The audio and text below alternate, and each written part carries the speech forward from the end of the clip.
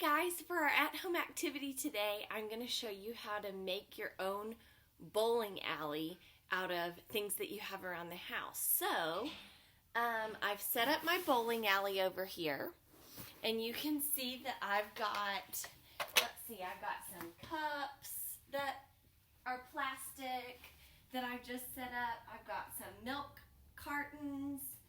I've got a little spray bottle, just lots of things that are empty that your kids can knock over. So just for an easy, fun way, you just set them up and let them knock them down with a ball, or I'm going to use a truck too in a second to show you.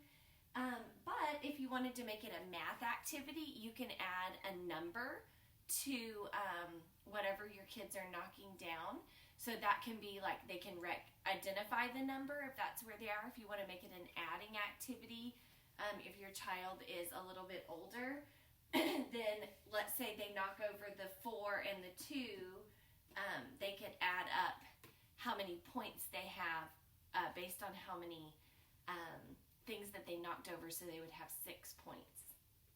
All right, guys, so you're just going to set up your bottles or cups or whatever you've got around the house and grab a ball. If you have a ball, that's perfect. If you don't, maybe your child has a big truck that they can use. I'm going to try both ways.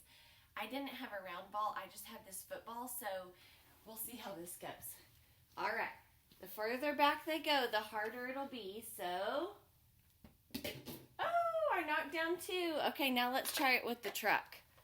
All right, so I'm going to get my truck down here and roll it. And I got 2 more, okay? So I just knocked down all my bowling pin, or all but 2. I'd have to have another one. Yeah, and then when they're done, they can just set them back up as many times as they want to. Should be pretty easy for them to do independently unless you're doing the math aspect of it. Hope you guys have fun bowling today.